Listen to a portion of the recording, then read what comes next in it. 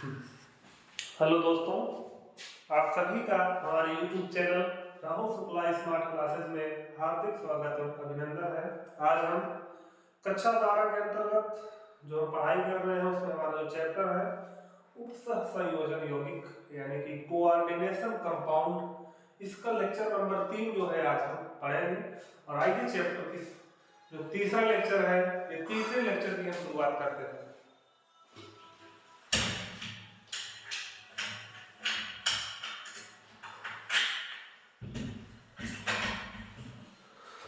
तो दोस्तों, आज जो चैप्टर हम शुरू करते हैं वो अब हम देखिए उपसहसंयोजन यौगिक जो संकुल आयनों की प्रकृति के आधार पर जो हम पढ़ चुके हैं, हम 3 प्रकार के पढ़ चुके हैं।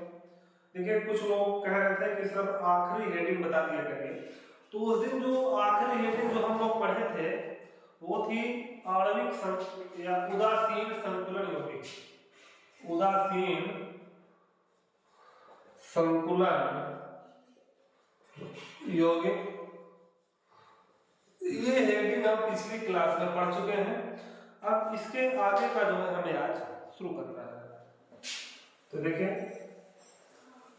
हम आज उपसहसंयोजन यौगिक में कुछ महत्वपूर्ण तथ्य लेंगे, जैसे कि केंद्रित धातु परमाणु क्या होता है, समन्वय संख्या क्या होती है, जो भी जहां तक हो सकेगा लिगेंड क्या होते हैं, इन सब के बारे में हमें जो है थोड़ा बहुत जानकारी इकट्ठा करना है। तो देखिए, मार्कर ले लेते हैं।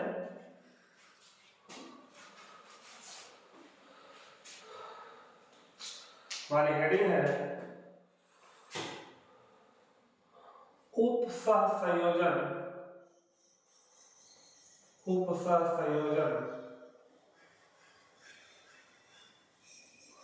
यौगिकों से संबंधित, उपसहसंयोजन यौगिकों से संबंधित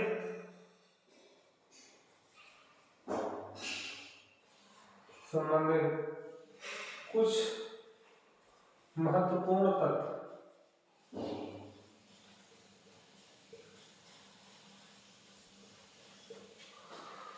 इसमें देखिए, हम पहला जो पढ़ेंगे केंद्रित धातु परमाणु। केंद्रित धातु परमाणु, या जिसे अंग्रेजी में कहेंगे central metal atom. Central metal atom. देखिए, जैसे हम एक कोई कॉम्प्लेक्स कंपाउंड का एक उदाहरण लेते हैं, जैसे एक आप समझने के लिए कोई एक हम संकुल यौगिक या उपसहसंयोजन यौगिक का एक उदाहरण लेते हैं, जैसे कि K4Fe(CN6). देखिए, अब इसका जब आयनाइजेशन करेंगे तो ये टूटेगा 4K प्लस FeCN6 -1। अब देखिए, जैसे कि हमको समझना है कि इसमें केंद्रित धातु परमाणु का होता है, तो देखिए हमको यहां पर दिख रहा है जो ये संकुल आयन है या उपसहसंयोजन आयन है या जो जटिल आयन है, इसमें देखिए हमें Fe क्या कर रहा है, हमें दिख रहा है कि यह धातु है। तो सामान्यतः जो केंद्रित परमाणु होता है वह धातु होता है, और यह धातु का परमाणु क्या होता है, ये जो हमारे जो लिगेंड होते हैं, लिगेंड के साथ यह उपसहसंयोजन बंध बनाता है। तो देखिए, जैसे हम इसका स्ट्रक्चर बनाए, इसका Fe जो हमारा केंद्र में रहेगा, और 6 CN आयन है यहाँ पर, 6 CN आयन यहाँ पर उपस्थित है। 6 CN साइनाइड, CN। अब ये क्या करते हैं, ये इसमें जो तीर है वो Fe की तरफ क्या करते हैं, रहता है। और ये हमारा स्ट्रक्चर जो है एक FeCl6 जो हमारा ये संकुल आयन है, इसका स्ट्रक्चर जो है कुछ ऐसे होगा। ये जो हमारा जटिल आयन है उसका स्ट्रक्चर कुछ ऐसे होगा। तो देखिए इस यहां पर जो Fe है यही है हमारा केंद्रीय धातु परमाणु। और यह जो व्यवहार करता है, देखिए इसमें दिख रहा है कि लोन पेयर इधर से इस साइड आ रहा है, तो जिधर लोन पेयर जाता है वह लुईस अम्ल कहलाता है। क्या कहलाता है? लुईस अम्ल। तो ये Fe है, ये Fe हमारा केंद्रिक धातु परमाणु है। यहाँ पर क्या है? केंद्रिक धातु परमाणु। क्योंकि यही केंद्रिक धातु परमाणु ये जो लिगेंड है, इन लिगेंड के साथ क्या करता है? उपसह संयोजन बंध का निर्माण करता है। और देखिए यह केंद्रिक धातु परमाणु 6 Cl से क्या हुआ है? जुड़ा हुआ है। तो इसकी यदि हम समन्वय संख्या की बात करें तो इसकी समन्वय संख्या 6 होगी। समन्वय संख्या वो हो जाएगी 6। समन्वय संख्या क्या होती है? जटिल यौगिकों में जो केंद्रिक धातु परमाणु जितने लिगेंड के साथ जुड़ा होता है उनकी संख्या ही क्या कहलाती है? समन्वय संख्या कहलाती है। तो जाहिर सी बात है आपको समझ में आ गया होगा केंद्रिक धातु परमाणु क्या है इसमें। तो केंद्रिक धातु परमाणु में Fe है, तो हम इसकी परिभाषा ले सकते हैं कि जटिल यौगिकों में क्या होता है? केंद्र में कोई धातु का परमाणु क्या होता है? स्थिर रहता है, स्थित होता है, जिससे कि लिगेंड क्या करते हैं? उपसह संयोजन बंध का क्या करते हैं? निर्माण करते हैं। तो क्या कहलाता है? केंद्रिक धातु परमाणु कहलाता है। और जो केंद्रिक धातु परमाणु होता है, तो देखिए पिछली कक्षाओं में आप पढ़ चुके हैं कक्षा 11 में कि जो इलेक्ट्रॉन जो लोन पेयर है, जो इलेक्ट्रॉन युग्म को जो ग्रहण करता है वही किसकी तरह व्यवहार करता है? लुईस अम्ल की तरह व्यवहार करता है। तो यहाँ पर जो हमारा Fe है ये क्या कर रहा है? लोन पेयर यानी कि इलेक्ट्रॉन युग्म को क्या कर रहा है? ग्रहण कर रहा है। तो हमारा Fe यहाँ पर सेंट्रल मेटल एटम यानी कि केंद्रिक धातु परमाणु है। आगे जो आगे उदाहरण आते रहेंगे इसमें आपको जो केंद्रिक धातु परमाणु जो है वो स्पष्ट होता रहेगा। पहला रीजन तो ये रहे, पहली बात तो ये रहेगी कि देखिए ये मेटल है, जैसे Fe आयरन एक धातु है, तो हम वैसे दूर से भी समझ सकते हैं ऐसे कि Fe क्या है? केंद्रिक धातु परमाणु हमारा यहाँ पर है। अब देखिए इसकी परिभाषा लिख लेते हैं।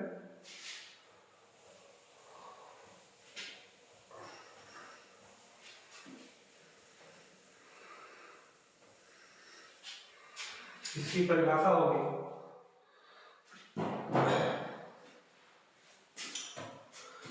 जटिल यौगिकों में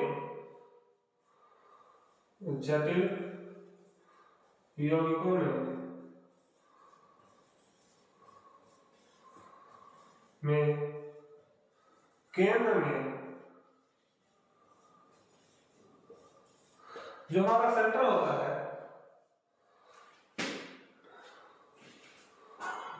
धातु का परमाणु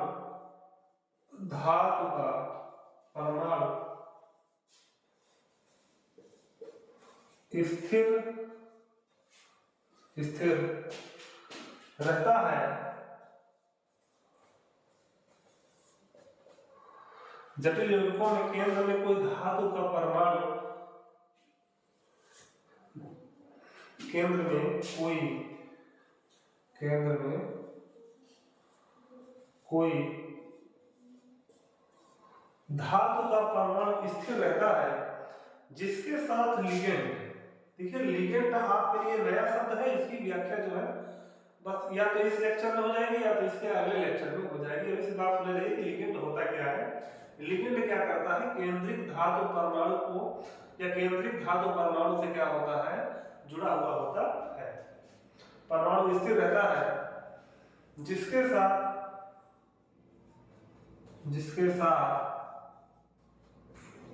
लिगेंड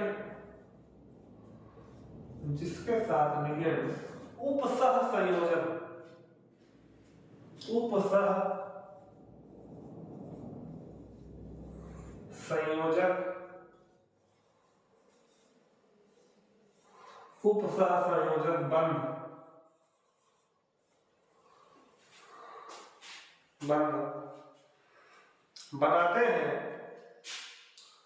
बनाते हैं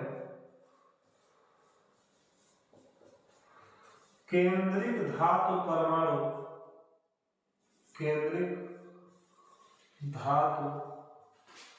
परमाणु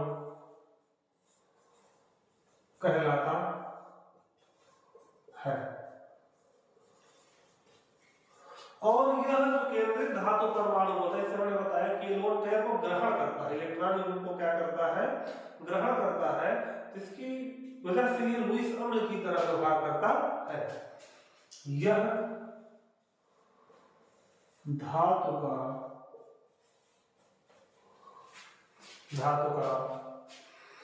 परमाणु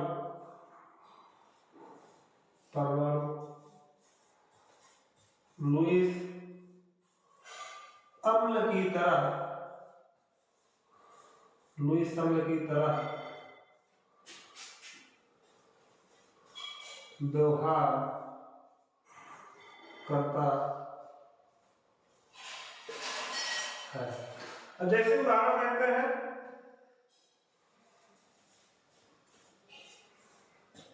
उदाहरण में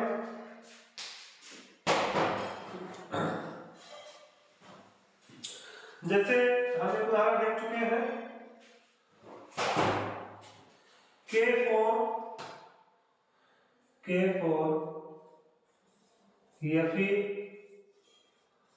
FeCl6 इस यौगिक में जो केंद्रित धातु परमाणु है में केंद्रीय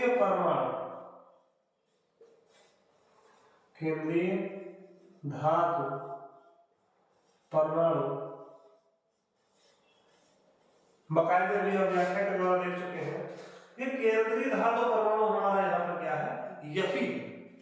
केंद्रीय धातु परमाणु Fe है। चलिए एक उदाहरण देखते हैं।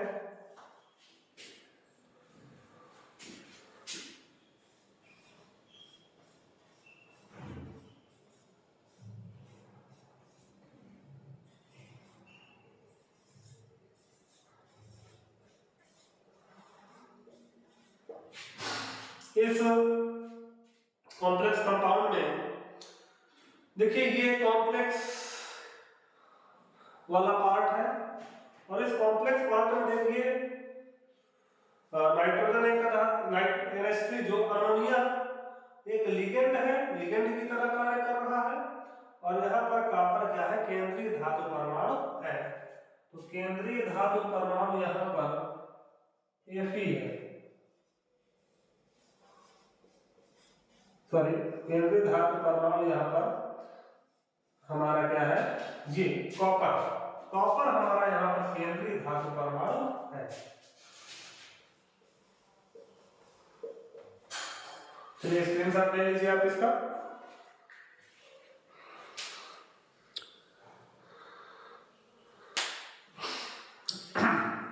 तो दोस्तों आशा करते हैं आपको केंद्रीय धातु परमाणु आपको समझ में आ गया होगा।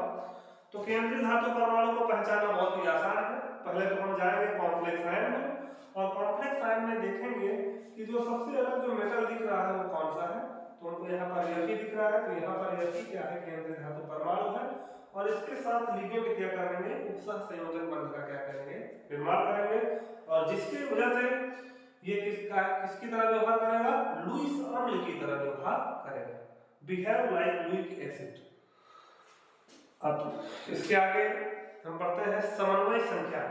जो हमारी दूसरी हेडिंग है वो है समन्वय संख्या।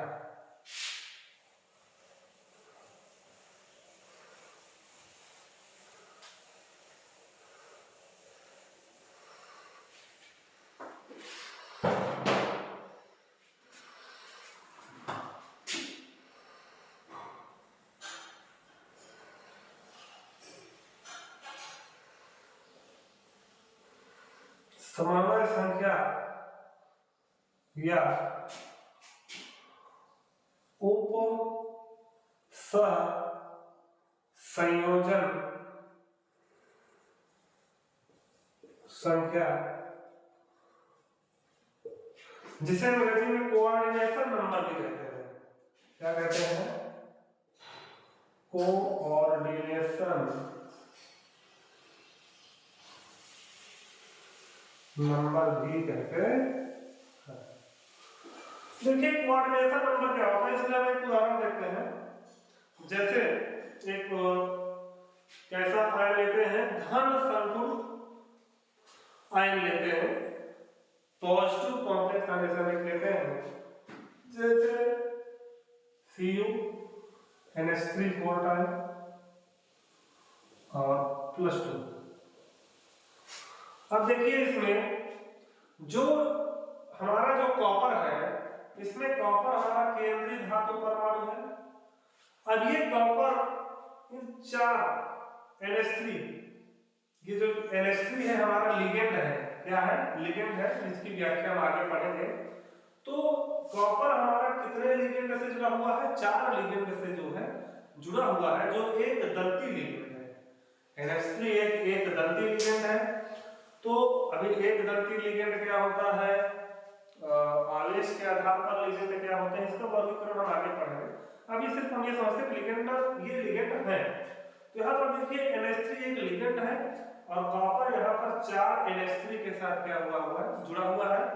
तो यहाँ पर इसकी जो समन्वय संख्या होगी वो 4 होगी। जैसे कि हम इसका स्ट्रक्चर देख सकते हैं, जैसे हम यहाँ पर सेंट्रल एटम, जो केंद्रीय धातु परमाणु हमारा यहाँ पर कॉपर है, और ये 4 NH3 जो है इस पर जुड़े हुए हैं। ये लोन पेयर है इसके। यहाँ पर 4 NH3 जो है वो यहाँ पर इससे जो है जुड़े हुए हैं। और यहाँ पर देखिए तीर किसकी ओर है? कॉपर की ओर। मतलब जो इलेक्ट्रॉन, जो ये लोन पेयर है, लोन पेयर ये किसकी ओर जा रहा है? NH3 से जा रहा है कॉपर की ओर। तो जो हमारा कॉपर है ये तो हमारा हो गया केंद्रीय धातु परमाणु, जो किसकी तरह व्यवहार करेगा? जो व्यवहार करेगा लुईस अम्ल की तरह। यह लुईस अम्ल की तरह व्यवहार करेगा। तो देखिए ये लोन पेयर ग्रहण कर रहा है तो लुईस अम्ल की तरह व्यवहार करेगा, और ये सभी जो है NH3 है, ये क्या कर रहे हैं? जितने NH3 जुड़े हुए हैं, 4 NH3 अगर यहाँ पे जुड़े हुए हैं, तो यहाँ पर इसकी समन्वय संख्या 4 हो जाएगी। क्या हो जाएगी? समन्वय संख्या हो जाएगी 4। यहाँ पर जो कोऑर्डिनेशन नंबर होगा वो कितना होगा? 4 होगा। और जो ये हमारा NH3 है, जितने भी NH3 जुड़े हुए हैं, क्योंकि ये लोन पेयर किसको दे रहे हैं? कॉपर को दे रहे हैं। तो ये जो कहलाए, ये जो बिहेव करेंगे लुईस क्षार की तरह बिहेव करेंगे। तो कहने का मतलब जो ये लिगेंड होते हैं, ये लिगेंड ये व्यवहार करते हैं लुईस क्षार की तरह। किसकी तरह व्यवहार करते हैं? लुईस क्षार की तरह जो है ये बिहेव करते हैं। तो ये इसमें हम ये समझते हैं कॉपर हमारा क्या हो गया? केंद्रीय धातु परमाणु हो गया। इसके अलावा ये NH3 क्या हो गया? हमारा लिगेंड हो गया। अब इस कॉपर से 4 NH3 यदि जुड़े हुए हैं तो हम कहेंगे यहाँ पे समन्वय संख्या कितनी है? 4 है। और ये कॉपर हमारा जो है लोन पेयर ग्रहण कर रहा है, लोन पेयर एक्सेप्ट कर रहा है, जिसकी वजह से लुईस अम्ल की तरह व्यवहार करेगा। और जबकि ये NH3 जो एक दंती लिगेंड है, ये क्या कर रहा है? लोन पेयर दे रहा है, जिसकी वजह से ये NH3 किसकी तरह व्यवहार करेंगे? लुईस क्षार की तरह व्यवहार करेंगे। तो समन्वय संख्या या उपसहसंयोजन संख्या की हम परिभाषा बना सकते हैं। क्या बना सकते हैं? कि किसी जटिल यौगिक में केंद्रित धातु परमाणु, हमारा जो केंद्रित धातु परमाणु होता है, उसके साथ लिगेंड जितने उपसह संयोजी आबंध का क्या करते हैं? निर्माण करते हैं। जैसे यहाँ पर हमारे 4 लिगेंड है, तो 4 लिगेंड क्या कर रहे हैं? 4 उपसह संयोजी आबंध का क्या कर रहे हैं? निर्माण कर रहे हैं। तो इनकी जो ये संख्या है यही कहलाती है समन्वय संख्या कहलाती है। तो परिभाषा लिखते हैं इसकी।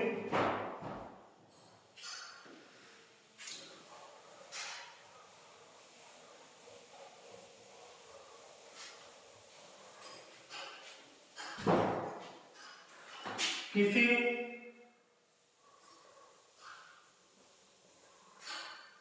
जटिल यौगिक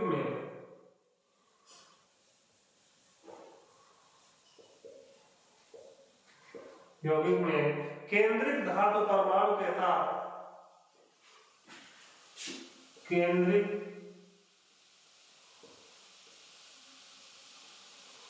धातु परमाणु के साथ, देखिए केंद्रित धातु जो हमारा परमाणु होता है उसके साथ जितने भी लिगेंड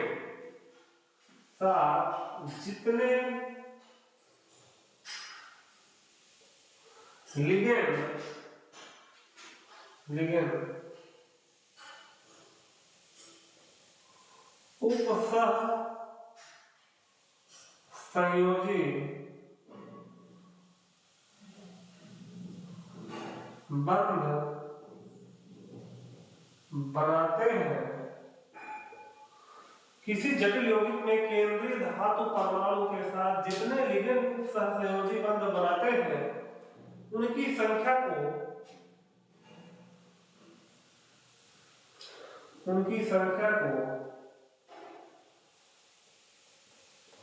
समन्वय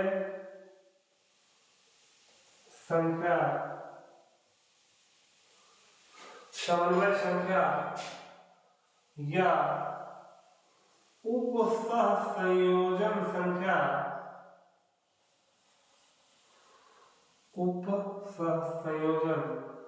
संख्या कहते हैं। अब जैसे कि हम उदाहरण देखते हैं, उदाहरण में जैसे हम अभी आपको उदाहरण दूसरा दिया था, जैसे एक्सप्लेन करके हम इसको देखते हैं। यहां पर देखिए FeCl6 ये हमारा क्या है, निगेटिव। देखिए ये कॉम्प्लेक्स है लेकिन निगेटिव कॉम्प्लेक्स आयन है। कैसा आयन है जो क्योंकि हम पिछली क्लास में पढ़ा चुके हैं कि निगेटिव कॉम्प्लेक्स आयन है। अब इसके यदि हम एक स्ट्रक्चर देखें तो देखिए Fe जो हमारा होगा वो केंद्र में होगा। Fe कहां पे होगा, हमारा केंद्र में, क्योंकि हमारा क्या है, केंद्रीय धातु परमाणु है। अब ये जो 6 Cl की संख्या जो 6 है, तो ये जो Cl है यही हमारे क्या है, लिगेंड है। तो यहाँ पर देखिए जैसे एक Cl हो गया, ये दूसरा Cl हो गया, ये तीसरा Cl हो गया, ये चौथा Cl हो गया, और ये पांचवा Cl हो गया, और ये छठा Cl जो है हो गया। अब ये क्या करते हैं, जो लिगेंड होते हैं ये केंद्रित धातु परमाणु को लोन पेयर देते हैं। क्या देते हैं, लोन पेयर, इलेक्ट्रॉन युग्म। तो देखिए यहां पर यदि इसका स्ट्रक्चर ऐसे बनेगा, कुछ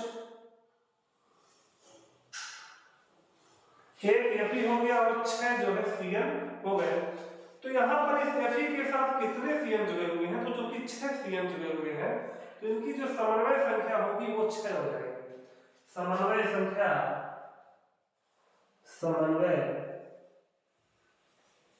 संख्या यहाँ पर बराबर 6।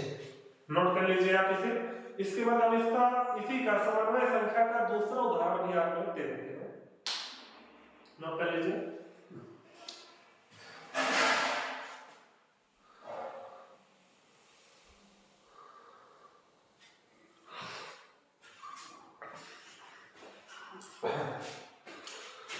देखिए विद्यार्थियों, अब हम इसका एक दूसरा उदाहरण लेते हैं। यहाँ पर इसको साफ कर सकते हैं। समन्वय संख्या का एक दूसरा उदाहरण लेते हैं। जैसे अभी हमने इसको आपको समझाया भी है, CuNH3 4 टाइम और +2। देखिए इसमें ये कैसा आयन है, ये पॉजिटिव कॉम्प्लेक्स आयन है। कैसा आयन है, पॉजिटिव कॉम्प्लेक्स आयन। यहाँ पर पॉजिटिव आयन है और यह एक कॉम्प्लेक्स एरिया है, तो ये कैसा आयन है, पॉजिटिव कॉम्प्लेक्स आयन है। अगर हम इसका स्ट्रक्चर देखें तो हमारा केंद्रित धातु परमाणु यहाँ पर कॉपर है, तो हम कॉपर को केंद्र में रखते हुए और इसके साथ 4 NH3 को क्या कर देते हैं, जोड़ देते हैं। NH3 NH3 NH3 और NH3। अब देखिए यहां पर जो नाइट्रोजन होता है, यहां पर लोन पेयर होता है,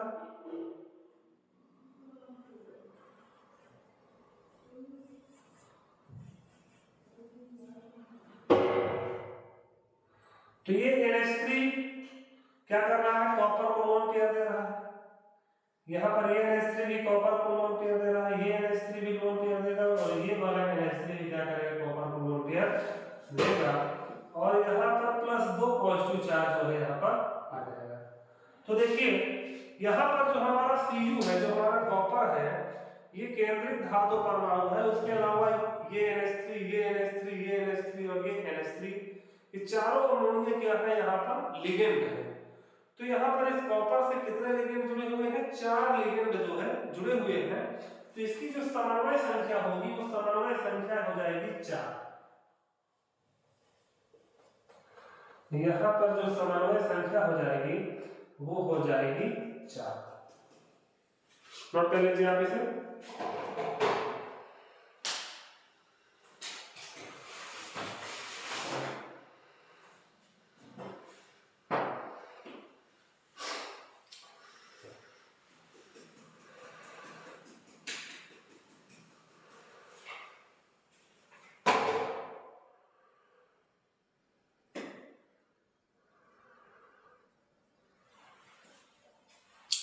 चलिए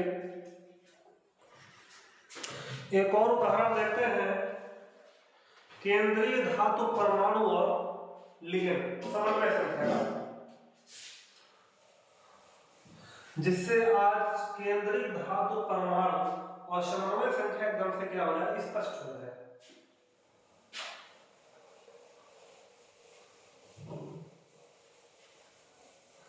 देखिए दोस्तों, जैसे कि हम एक उदाहरण लेते हैं,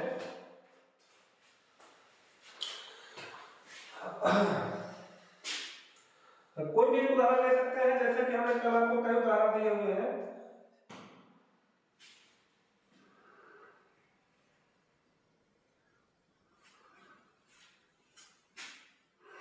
जैसे Ag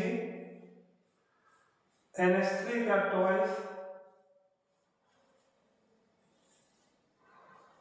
और यहाँ पर Cl। जब हम इसे ब्रेक करेंगे तो ये Cl जो है Cl माइनस आयन में क्या हो जाएगा, ब्रेक हो जाएगा, Cl माइनस आयन में, और यहाँ पर बचेगा Ag NH3 का जो ट्वाइस, और देखिए यहाँ पर एक नेगेटिव चार्ज है, तो यहाँ पर एक पॉजिटिव चार्ज जो है आपका आएगा। देखिए वो ब्रैकेट जो है आपका, ये बड़ा वाला ब्रैकेट ऐसे बनाना है कॉम्प्लेक्स में, इसमें जो है आप सावधानी रखिएगा, थोड़ा सा भी गड़बड़ नहीं होना चाहिए, ये एकदम स्पष्ट है। तो देखिए यदि हम इसका स्ट्रक्चर बनाए तो Ag जो है हमारा केंद्र में हो जाएगा, और दो NH3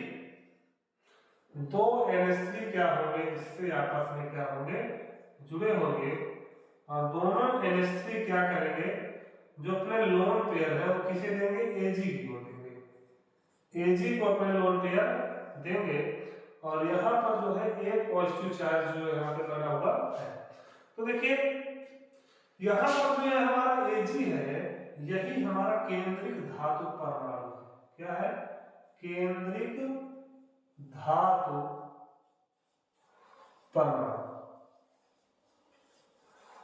अब यही जो है हमारा बिहेव करता है किसकी तरह, लुईस अम्ल।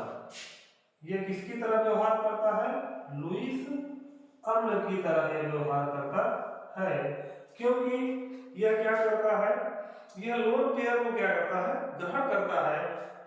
और यदि हम इसकी समन्वय संख्या की बात करें तो 2 NH3 क्या है, इससे जुड़े हुए हैं, 2 लिगेंड इस केंद्रीय धातु परमाणु से जुड़े हुए हैं।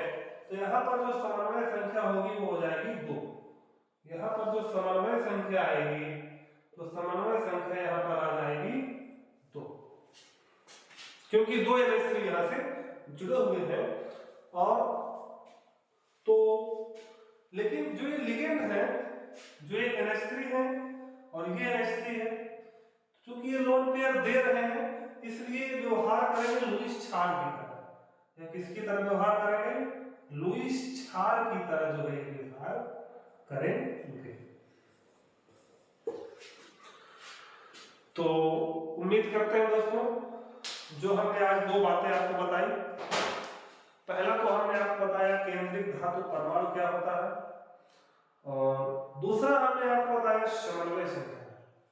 तो केंद्रिक धातु परमाणु में हमने आपको बताया कि जटिल यौगिकों में क्या होता है, केंद्र में, जटिल यौगिकों में केंद्र में कोई धातु का परमाणु क्या होता है, स्थिर रहता है, जिसके साथ लिगेंड क्या करते हैं, उपसह संयोजन बंध का क्या करते हैं, निर्माण करते हैं।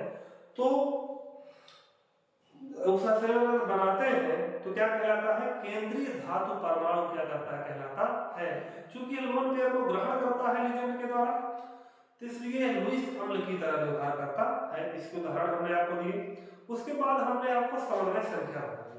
समन्वय संख्या, कोई भी कॉम्प्लेक्स कंपाउंड होगा और उस कॉम्प्लेक्स कंपाउंड में जो सेंट्रल मेटल एटम यानी कि केंद्रिक धातु परमाणु होगा, उसके साथ जितने लिगेंड उपसहसंयोजी आबंध बनाते हैं उनकी संख्या ही क्या कहलाती है, समन्वय संख्या कहलाती है।